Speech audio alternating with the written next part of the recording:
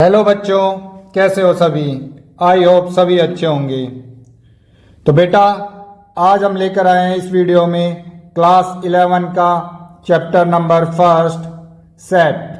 ठीक है, तो सेट क्या होता है इसके बारे में जानेंगे और इससे रिलेटेड जो भी कॉन्सेप्ट है सभी को हम इस वीडियो में पढ़ेंगे।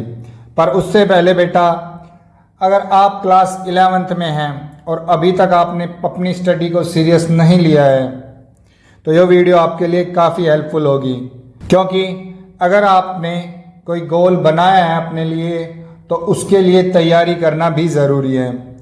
तो ज़्यादा देर ना करते हुए स्टार्ट करते हमारी वीडियो को। Chapter first, class 11, topic is sets. तो अब बात करते सबसे पहले सेट होता क्या है। A set is a well defined collection of object. Set जो है ऑब्जेक्ट्स का वेल डिफाइंड कलेक्शन है। अब ये वर्ड जो वेल डिफाइंड आया ये क्या है। वेल डिफाइंड का मतलब होता है जो चीज़ साफ साफ बताई जा सकती है उनका ग्रुप ही सेट होता है। वेल डिफाइंड का मतलब कि सभी के अकॉर्डिंग चीज़ें सेम रहे तो ही वो चीज़ वेल डिफाइंड होती है। ठीक है, तो अब देखते हैं कुछ एग्जाम्पल्स सेट के। The collection of all prime number less than 18। ठीक है, तो सेट ए जो है हमारा क्या है, कलेक्शन है किनका, प्राइम नंबर्स का लेस देन 18। तो अब लेस देन 18 प्राइम नंबर सभी के अकॉर्डिंग सेम रहने वाला है, तो इसलिए ये एक वेल डिफाइंड कलेक्शन है। किनका कलेक्शन है, ऑब्जेक्ट्स का, और ऑब्जेक्ट क्या है यहाँ पे, प्राइम नंबर्स।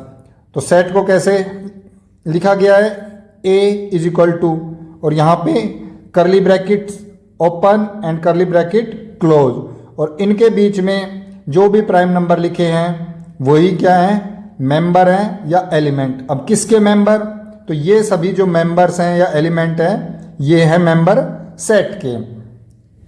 ऐसे ही अगर हम बात करें एग्जांपल नंबर 2 की, the collection of all vowels in English alphabet. तो इंग्लिश अल्फ़ाबेट के जो भी सभी वोवल्स हैं उनका कलेक्शन ही क्या कहलाएगा, एक सेट कहलाएगा, क्योंकि वोवल्स तो सभी के अकॉर्डिंग सेम रहने वाले हैं, तो इसीलिए ये एक वेल डिफाइंड कलेक्शन है। ठीक है, जैसे कि सेट बी हो गया, ए ई आई ओ यू। अब बात करते हैं example number 3, the collection of factors of 12। तो 12 के फैक्टर्स का कलेक्शन भी क्या होगा, एक सेट ही होगा। तो 12 के फैक्टर्स कौन कौन से हो गए, 1 2 3 4 6 एंड 12। सेम ऐसे ही एग्जांपल नंबर 4 की बात अगर हम करें, the collection of reverse in India. तो इंडिया के अंदर जो भी रिवर्स है उनका कलेक्शन भी क्या होगा, एक सेट होगा। जैसे कि गंगा, यमुना, ब्रह्मपुत्र, नर्मदा, इन रिवर का कलेक्शन ही क्या है, एक सेट है। तो कुछ और एग्जाम्पल देखते हैं, जैसे कि एग्जाम्पल नंबर 5 है, the collection of all past prime ministers of India. सभी पास्ट प्राइम मिनिस्टर्स का कलेक्शन क्या है, एक सेट है। Example number 6, the collection of mathematics book in your library. तो लाइब्रेरी के अंदर जितनी भी मैथमेटिक्स की बुक है उनका कलेक्शन क्या है, एक सेट है। जैसे कि R D Sharma, R S Agrawal, N C R T, Arihant, M L Agrawal, तो इनका कलेक्शन क्या कहलाएगा, एक सेट होगा। Example number 7, the collection of points on a circle. जैसे कि कोई एक सर्कल है और उसके ऊपर जो भी पॉइंट्स हैं उनका कलेक्शन भी क्या है, एक सेट है। एग्जाम्पल नंबर 8 क्या है, the collection of even positive integers. तो जो भी इवन पॉजिटिव इंटीजर्स होंगे उनका कलेक्शन भी क्या होगा, एक सेट। तो बेटा आई थिंक आपको सेट समझ में आया होगा कि सेट कौन से होंगे और वेल डिफाइंड का मतलब क्या होता है। Remember, a set must be well defined collection of qualitative attributes like honest person, intelligent students, rich people do not form a set. मतलब कि अगर कोई कलेक्शन किसी की क्वालिटी को बताता है, बात करें कि कोई कलेक्शन है मोस्ट 10 डेंजरस एनिमल, तो बेटा सभी के लिए डेंजरस वर्ड का मतलब अलग अलग हो सकता है। किसी को कुत्ते से डर लगता है तो किसी को शेर से डर लगता है। तो क्वालिटी वाला कलेक्शन कभी भी सेट नहीं होगा। एग्जाम्पल के लिए set of intelligent students in your class, ठीक है। तो अगर intelligent students in your class ये एक सेट नहीं होगा। क्यों नहीं होगा? क्योंकि कोई बच्चा इंग्लिश में इंटेलिजेंट होता है तो कोई मैथ्स में इंटेलिजेंट होता है, कोई बच्चा साइंस में इंटेलिजेंट होता है, तो हम उसको एक वेल डिफाइंड कलेक्शन नहीं बोल सकते। और जब तक वेल डिफाइंड कलेक्शन नहीं होगा तो वो कलेक्शन सेट भी नहीं होगा। सेट क्या हो सकता है? Set of students in your class, कि स्टूडेंट्स का कलेक्शन सेट हो सकता है, लेकिन इंटेलिजेंट स्टूडेंट्स का कलेक्शन सेट नहीं होगा। अभी तक हमने जाना सेट्स क्या होता है। अब हम बात करेंगे नोटेशंस फॉर सेट्स। तो standard sets in a mathematics, तो बेटा कुछ स्टैंडर्ड सेट होती हैं, ठीक है। अब बात करते हैं उनके बारे में, जैसे कि कैपिटल एन। तो कैपिटल एन नोटेशन होगा सेट का। कौन से सेट का? The set of all natural numbers. तो सभी नेचुरल नंबर्स के सेट को हम किससे डिनोट करेंगे? कैपिटल एन से। ऐसे ही जेड और आई, ये किसके लिए यूज होगा? The set of all integers. तो जो भी इंटीजर का सेट होगा उसको हम जेड और आई से डिनोट करते हैं। Capital Q, the set of all rational numbers. सभी रैशनल नंबर का सेट क्या होता है? Q. Set of all real numbers को डिनोट किया जाता है किससे? कैपिटल आर से। जेड के ऊपर छोटा सा प्लस का साइन वो डिनोट करता है the set of all positive integers को। तो जितने भी पॉजिटिव इंटीजर्स होंगे उनके लिए हम यूज कर सकते हैं जेड पॉजिटिव। ऐसे ही the set of all positive rational numbers के लिए Q positive. The set of all positive real numbers के लिए R positive. The set of all irrational number के लिए capital T. And the set of all complex number के लिए capital C. तो ये सभी हमारे स्टैंडर्ड सेट्स हैं, ठीक है। तो अभी तक हमने जाना सेट्स के बारे में, सेट होता क्या है, कुछ एग्जांपल्स देखें। उसके बाद में हमने नोटेशन फॉर सेट्स देखा, कुछ स्टैंडर्ड सेट के बारे में जाना। अब बात करते हैं रिप्रेजेंटेशन ऑफ सेट्स, कि सेट्स को रिप्रेजेंट कैसे करते हैं। So there are two ways of expressing a set. किसी भी सेट को एक्सप्रेस करने के लिए दो तरीके हो सकते हैं। एक हो गया टेबुलर और रोस्टर फॉर्म, और दूसरा हो गया सेट बिल्डर और रूल मेथड। तो सबसे पहले बात करते हैं हम टेबुलर फॉर्म की, क्या होता है टेबुलर फॉर्म या roster form. In this form we list all the elements of the set, separating them by commas and enclosing them in curly brackets.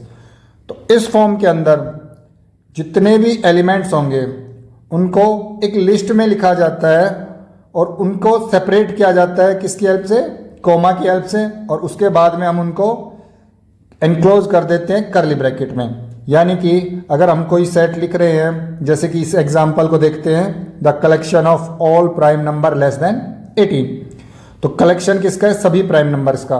तो ये सभी के सभी क्या हैं? एलिमेंट्स हैं, और इनको सेपरेट किया गया है किससे? कोमा से। और उसके बाद इन एलिमेंट्स को बंद कर दिया गया कर्ली ब्रैकेट के अंदर। तो ये होता है हमारा टेबुलर फॉर्म या रोस्टर फॉर्म। ऐसे ही अगर हम एग्जांपल नंबर 2 देखें, the collection of all vowels in English alphabet, जैसे ए, ई, आई, ओ, यू। तो सभी को सेपरेट किया गया और कर्ली ब्रैकेट से क्लोज कर दिया गया। ऐसे ही एग्जांपल नंबर 3 देखें, the collection of factor of 12। तो जो सेट सी है वो हमारे फैक्टर ऑफ 12 का सेट है, ठीक है। अब इंपॉर्टेंट थिंग क्या है? नोट है, याद रखने वाली बात, order of writing elements does not matter, कि जो एलिमेंट्स का ऑर्डर है वो मैटर नहीं करता है।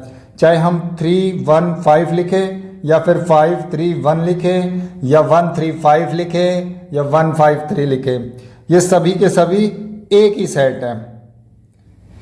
ऐसे ही दूसरा पॉइंट है बेटा, repetition of elements is not allowed, ठीक है। तो एलिमेंट्स का रिपीटेशन अलाउड नहीं है, 1 2 2 3 या फिर 1 2 3, ये दोनों एक ही सेट हैं। अब चलते हैं हमारी दूसरी फॉर्म की तरफ, जो कि है सेट बिल्डर फॉर्म और rule method. In this form, instead of listing all elements, we write the set by some special property और properties satisfied by all its element. तो इस फॉर्म के अंदर हम एलिमेंट की लिस्ट बनाने के बजाय हम उसको एक स्पेशल प्रॉपर्टी के अंदर लिखना पसंद करते हैं, जो प्रॉपर्टी उस गिवन कंडीशन को या उन सभी एलिमेंट्स को सेटिस्फाई करती है।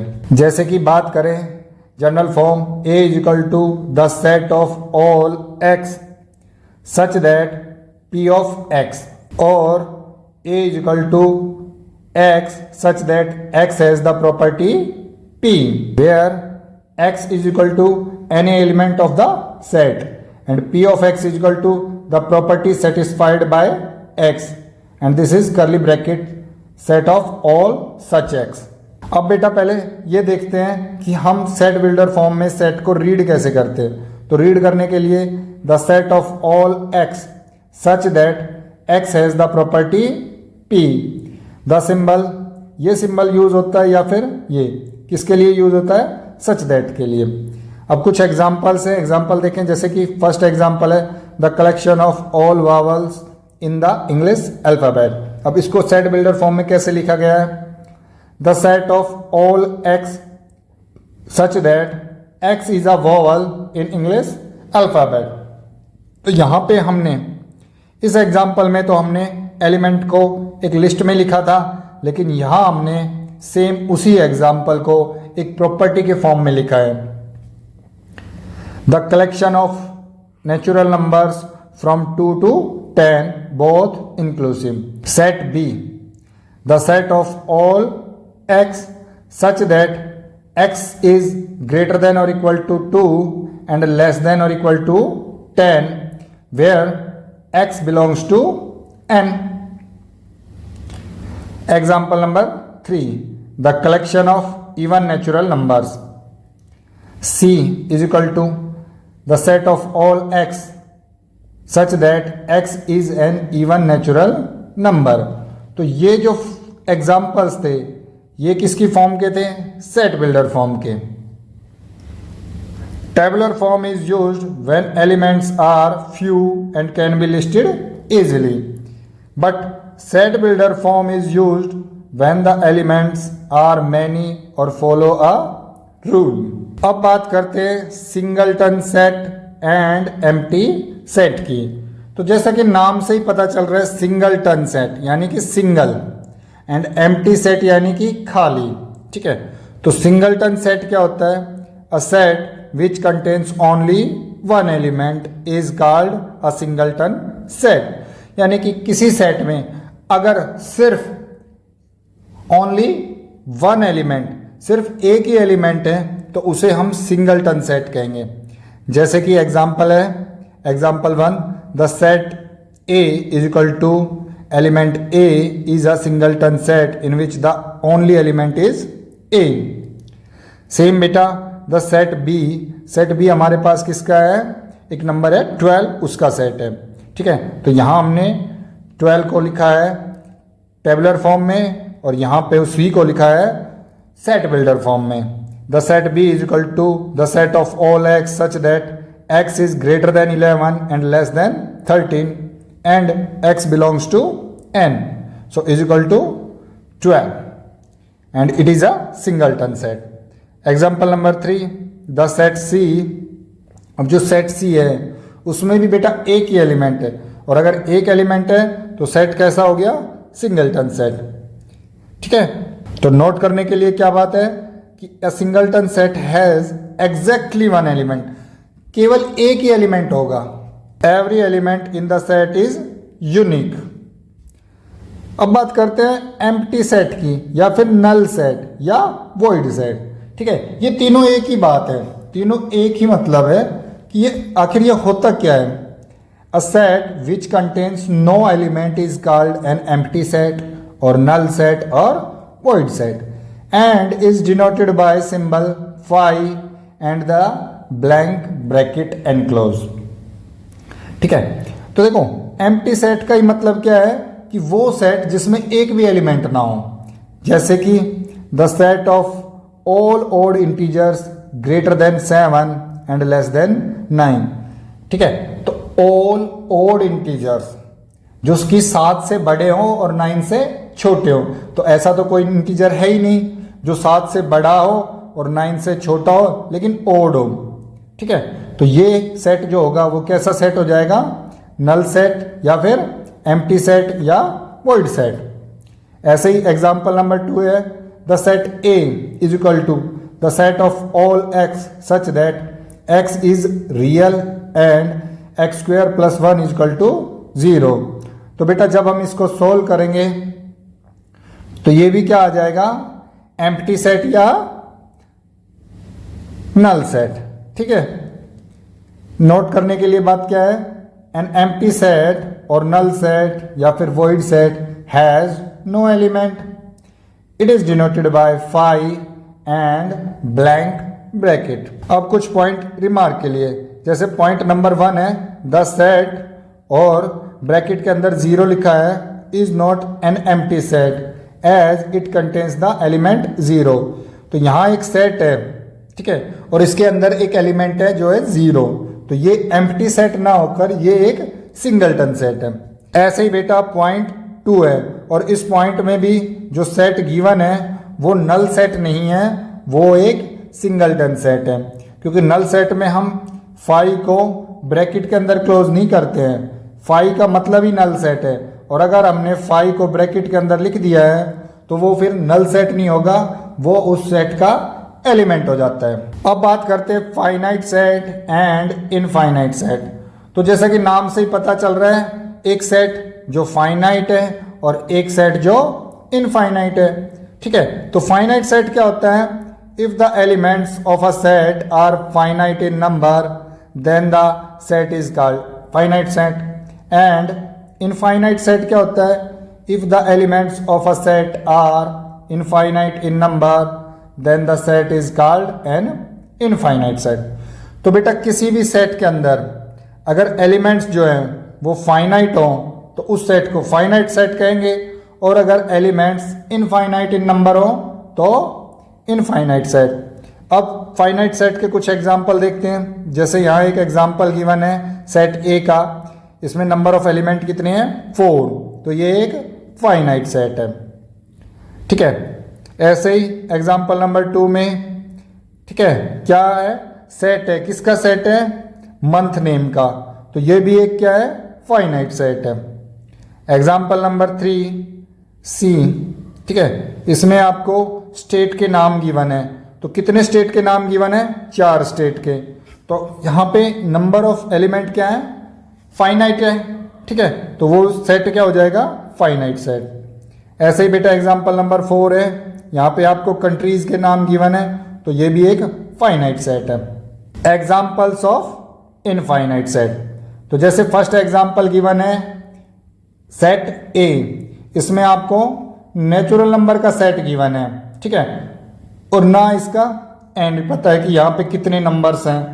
ठीक है, यहाँ पे 1 2 3 4 5 और इनके बाद में डॉट डॉट लगाया हुआ है, तो डॉट डॉट का मतलब ये है कि ये कंटिन्यू आगे तक जा रहा है, हमें नहीं पता कि इसका एंड क्या है। ठीक है, तो इसीलिए ये कैसा सेट है, इनफाइनाइट सेट। सेम ऐसे ही सेट 2 जो कि है इवन नेचुरल नंबर्स का सेट, ये भी कैसा सेट होगा, infinite set. Example number 3 set C, यहाँ पे 3 के मल्टीपल्स हैं, ठीक है, तो ये भी हमारा एक इनफाइनाइट सेट है। एग्जांपल नंबर 4 जो सेट गिवन है वो किस चीज़ का है, इंटीजर्स का है, तो इसीलिए सेट डी जो होगा वो भी इनफाइनाइट होगा। अब देखो इनफाइनाइट सेट जो भी थे हमने उनमें डॉट का यूज़ किया है, ठीक है, तो यही चीज़ होती है कि इनफाइनाइट सेट कौन सा होगा, कौन सा फाइनाइट होगा। नोट करने लायक बातें क्या है कि अ finite set has limited number of elements but an infinite set has unlimited number of elements. Second point is we can count all the elements of a finite set, but we cannot count all the elements of an infinite set. अब बात करते हैं equal sets की. Two sets A and B are said to be equal if every element of A is an element of B and every element of B is an element of A. मतलब कि दो set हैं A और B, इनको equal कब कहा जा सकता है? जब A का हर एक एलिमेंट सेट B में हो और सेट B का एलिमेंट या सेट B का हर एक एलिमेंट सेट A के अंदर हो, तो हम दोनों सेट को A और B दोनों को ही इक्वल सेट कह सकते हैं. सो बेटा equal sets have exactly the same element. अगर बात करें हम एग्जाम्पल की, जैसे कि एक एग्जाम्पल है जिसमें सेट A है और सेट B है. इनके कुछ एलिमेंट्स हैं 3, 7, 9 और सेट B के हैं 7, 9, 3. तो हम यहाँ क्लियरली देख सकते हैं कि जो भी एलिमेंट सेट A के अंदर है वो सभी के सभी सेट B में हैं, और जितने भी एलिमेंट सेट B के अंदर है वो सारे ही एलिमेंट सेट A के अंदर है. ठीक है, तो A सेट और B सेट दोनों ही कैसे सेट हो जाएंगे? Equal set. The order in which the elements are listed is immaterial. Second example देखते हैं. सेट A है, उसमें एलिमेंट गिवन है 2, 4, 8. वहीं सेट B है, उसमें एलिमेंट्स हैं 2, 4, 4, 8, 2. तो जैसा कि सेट A के सारे एलिमेंट जो हैं सेट B के अंदर हैं और वहीं सेट B के सारे एलिमेंट सेट A में हैं, तो यहाँ पे भी सेट A और सेट B आपस में एक दूसरे के इक्वल हैं. The repetition of elements is also इमैटेरियल.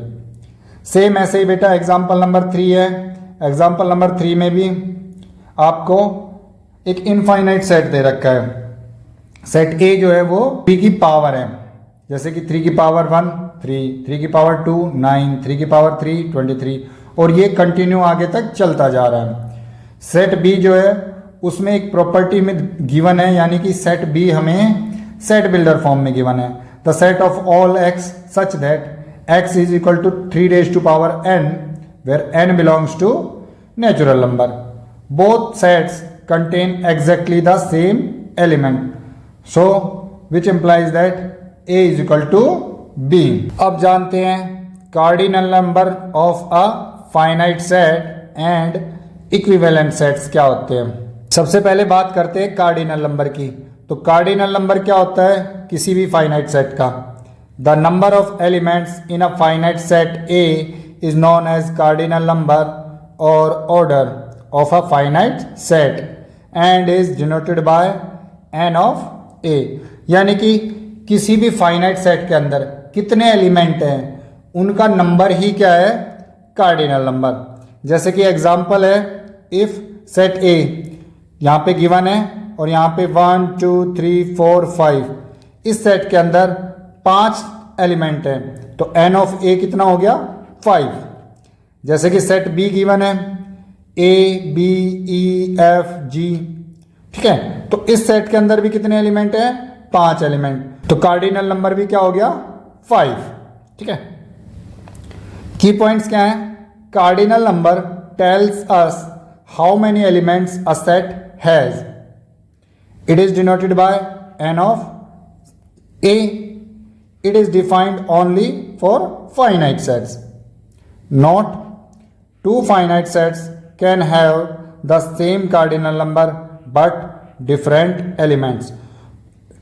दो फाइनाइट सेट है, उनके कार्डिनल नंबर तो सेम हो सकते हैं बट उनके एलिमेंट्स जो है सेम हो भी सकते हैं और डिफरेंट भी हो सकते हैं. जैसे कि एग्जांपल में गिवन है, एक में है 1, 2, 3, यहाँ पे भी कार्डिनल नंबर 3 है, और दूसरा एक सेट है जिसके एलिमेंट है A, B, C, यहाँ पे भी कार्डिनल नंबर कितने हैं? 3 हैं. तो बेटा कार्डिनल नंबर या order of a finite set A is equal to n of A means number of elements in set A. अब बात करते हैं इक्विवेलेंट सेट्स क्या होते हैं. Two finite sets A and B are said to be equivalent sets if the number of elements in A is equal to the number of elements in B. अगर set A के number of elements equal हो जाते हैं set B के number of elements से, तो उन दोनों सेट को हम इक्विवेलेंट बोलेंगे. ठीक है बेटा. There is a difference between equal sets and equivalent set. Equal set के अंदर जो कि सारे के सारे एलिमेंट्स जो है वो सेम होते हैं, जैसे कि सेट ए में जो भी एलिमेंट हैं वो सभी एलिमेंट सेट बी में भी होने चाहिए और सेट बी के सभी एलिमेंट सेट ए में होने चाहिए. जबकि इक्विवेलेंट सेट में ऐसा नहीं है. इक्विवेलेंट सेट में क्या है कि नंबर ऑफ एलिमेंट्स सेम होने चाहिए. ठीक है, एलिमेंट्स हों या ना हो या डिफरेंट एलिमेंट हों, लेकिन नंबर ऑफ एलिमेंट्स सेम होने चाहिए. जैसे कि एग्जांपल है, इफ ए, यहाँ पे 1 2 3 सेट ए के एलिमेंट है 1 2 3 और सेट बी के एलिमेंट है x y z. तो बेटा यहाँ जो एलिमेंट्स हैं वो तो डिफरेंट है लेकिन उनका नंबर, ठीक है, उनका कार्डिनल नंबर जो है वो सेम है. यहाँ पे भी 3 एलिमेंट है और यहाँ पे भी 3 एलिमेंट है, तो n ऑफ a भी 3 है एंड n ऑफ b भी 3 है. तो therefore a and b are equivalent set. हम इनको इक्विवेलेंट सेट बोलेंगे, इक्वल सेट नहीं बोलेंगे. की पॉइंट्स क्या है? Equivalent sets have the same number of elements, they may have different element. If a equivalent to b then n of a is equal to n of b. All equal sets are equivalent but all equivalent sets need not be equal. Note: equal set have exactly the same element but equivalent set have the same number of elements. यहाँ पे example है 1 2 3 and 3 2 1. तो ये जो example है ये equal set का है, लेकिन दोनों में ही नंबर ऑफ एलिमेंट्स भी कितने हैं? 3 3 है, तो ये इक्विवेलेंट हो सकता है. लेकिन equivalent set 1 2 3 equivalent to a b c, तो ये दोनों सेट जो हैं ये इक्विवेलेंट है, इक्वल सेट नहीं है. तो बेटा अभी तक जो हमने पढ़ा आई होप वो आपको अच्छे से समझ आया होगा. ठीक है, अब नेक्स्ट वीडियो में हम करेंगे इससे रिलेटेड ही कुछ एग्जाम्पल और एक्सरसाइज रिलेटेड क्वेश्चंस. अगर आपको ये वीडियो अच्छी लगी तो वीडियो को लाइक कीजिए, ज़्यादा से ज़्यादा शेयर कीजिए और जुड़े रहिए हमारे साथ. पंकज सर मैथ्स चैनल को सब्सक्राइब कर दीजिए, बेल आइकन दबाना ना भूलें. Thank you all.